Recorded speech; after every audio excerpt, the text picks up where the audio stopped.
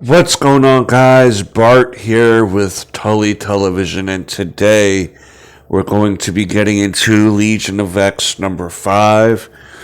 But before we do, I want to thank you all for stopping by, liking, commenting, sharing, all that beautiful stuff. Only together can we go straight to the moon, baby.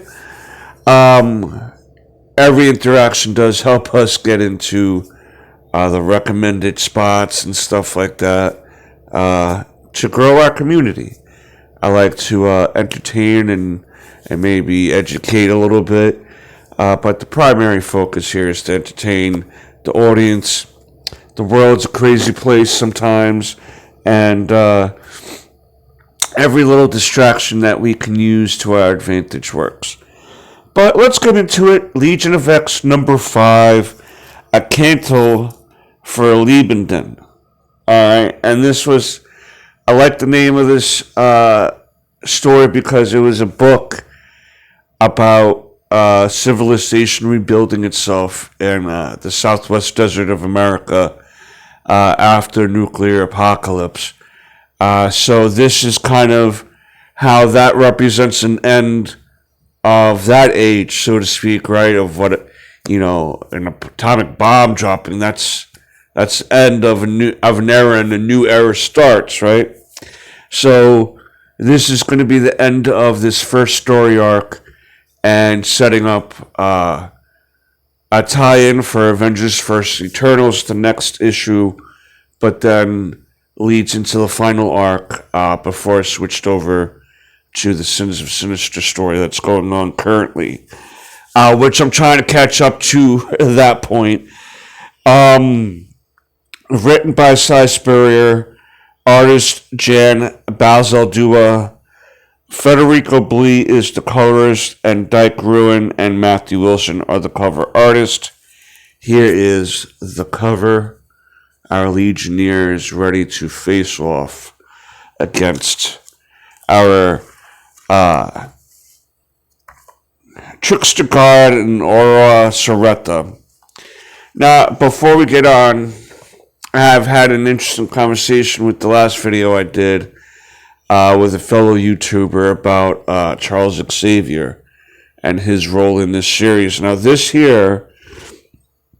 entry is an entry by Charles Xavier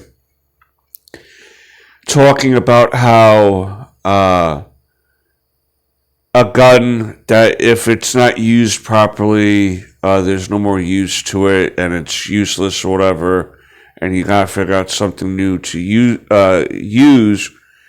And he's kind of using it to the fact of his son David Holla, that if the gun is broken, there's not much that you can do about fixing it. Comparing his son to a weapon, saying that his own son is a weapon and that he's a broken weapon, kind of lets you know where Charles Xavier feels and is at with his thoughts of David Holler. To me, Charles Xavier has always been a not good father, and maybe he's had reasons. Maybe he's trying to save mutant kind throughout the decades and everything. I get that, but David really suffered at the hands, or the lack of hands, caring hands of Charles Xavier. David is trying to get past that these days, but a Canticle for Liebenden, though, means a hymn for love. This is going to be, it's a book and also means a hymn for love. So we pick up with Switch having taken over David's body to try to Switch was the one that helped this mischief god come to Krakoa from Akroa. The whole premise was that Aura Soretta sent Weapon Zen to try to find out who this mischief god was. For the last few issues, since the beginning of the story, we were led to assume maybe it was Loki, but it's really not. It's a god chimera, which is a bunch of different gods of mischief into this one god. And let me just. So basically, here, Switch and this god here escaped to Krakoa. Sorry. He left Krakoa to Krakoa, the god, because he didn't want to be destroyed. It basically, there was a power vacuum for God to be followed on Krakoa, and being that there was such like I said, a power vacuum, Aura Soretta is trying to gain power, and we'll see that she kind of is the one that sent this god to Krakoa. We see basically Switch getting defeated here, because at this point the god is realizing that he's in real trouble, so he now has started telling Switch not that he forsaken Switch because he felt like Switch got him in a terrible predicament. David Holly here is going to use all of his multiple personalities here. These are all his personalities. Each one has a different power, different mindset, different everything. And he's going to use the power of his personalities and the altar to overtake this combined god of mischief. Aura Soretta also acted like she initially didn't know what was going on, but she sent Weaponless Zen knowing who this god was, and she didn't want the god questioned until she had gotten there by anybody. But with Weaponless Zen realizing who Nightcrawler is and what his messaging is, and building a bond with the rest of the Legionnaires and the people of Krakoa, she learned that there was a different way, or there can be different ways on how to proceed with problems and how to handle problems. That she has now opened herself up to realizing that there's more than just a one way.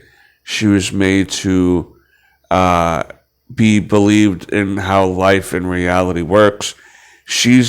Basically she's been used as a weapon, as a bullet for the people of Krakoa, and maybe she's a little tired of it. So what she does is she gets Storm to come. Storm has currently been the leader of Mars, so to speak. And basically what they do is that they went back to Mars. They switch, and Weaponless Zen present the god to the people. And Weaponless Zen says, for those of you who want to follow him, let me know. For those of you who feel like he's caused too much trouble and we denounce him, we can do that too. And people denounce him, pretty much exiling him. The rest of the Legionnaires here are wrapping things up, making sure that things go how they go there.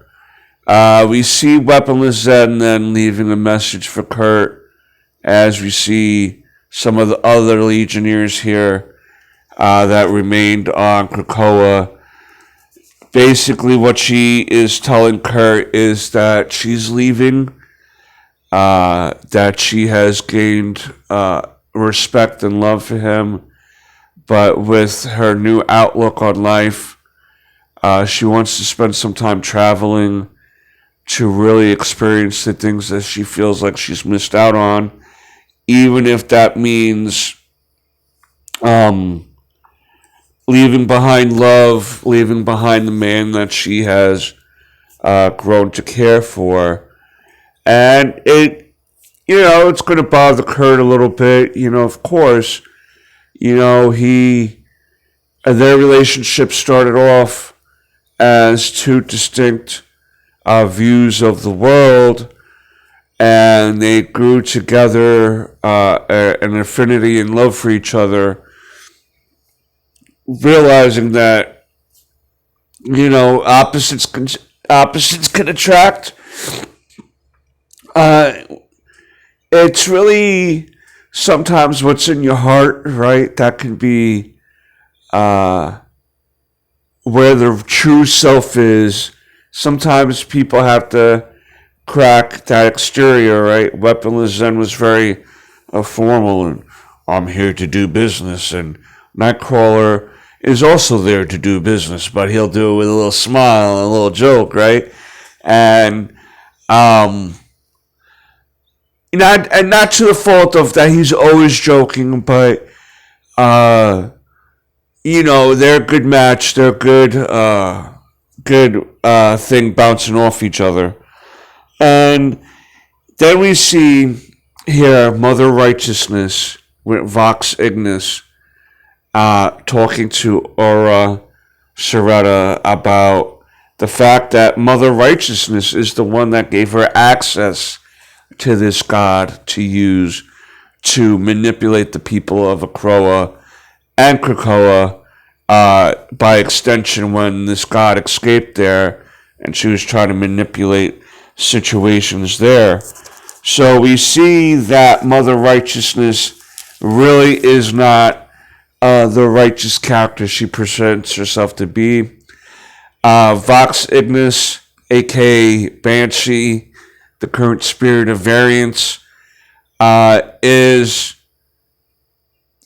iffy probably of what she's doing, because he's probably appreciative of him having a new vision to follow, but to manipulate the friends and family that he has grown to know, especially Nightcrawler. I mean, they were one of the first new X-Men together, right, outside of Vulcan's team.